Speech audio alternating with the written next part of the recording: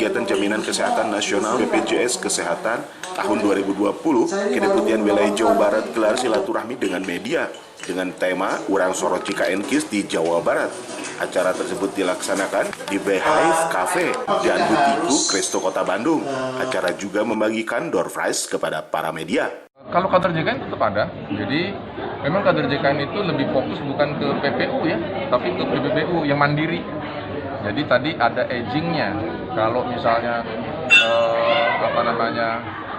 kader JKN itu dia menyortir untuk PBBU mandiri gitu ya, yang memang agingnya ditentukan ya, bukan yang misalnya baru 1-2 bulan dia menunggak kader JKN yang bekerja, enggak, dia ada ketentuan ya, ada peraturan direksi kita ditentukan, dan ini lokasinya tertentu juga, desa-desanya, kecamatannya gitu ya, untuk cakupan mereka.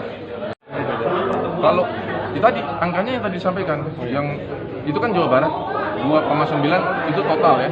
Untuk yang kelas 3 1,2 gitu ya, 1,2 T. Ada yang kelas 1 tadi 800. Ada slide-nya ya. Itu bisa dipakai. Prinsipnya mereka yang menunggak iuran punya hak mendapat relaksasi gitu maksudnya. Mereka punya hak. Dan diberi kemudahan memang luar biasa ya.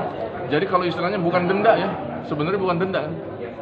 Kalau ibaratnya dia kalau ada sering salah paham itu bahwa ini denda, bukan. Iuran yang dia nggak bayar, dia harus bayar gitu kira-kira. Kecuali nanti kalau dia dapat pelayanan rawat inap, tadi kan begitu ya. Kalau rawat jalan enggak, dia bayar, nanti tetap aktif ya. Tapi yang di angka itu Pak, termasuk yang perusahaan-perusahaan yang sekarang minta keringanan itu Pak, termasuk dalam itu nggak angkanya? Oh enggak, kalau perusahaan enggak, PPU enggak, ini bicaranya hanya yang mandiri.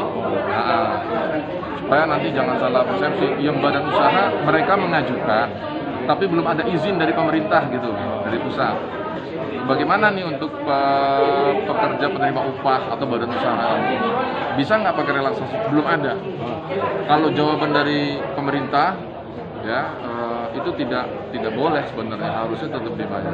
Karena dalam kondisi yang sulit kayak gini malah mereka harusnya membayar.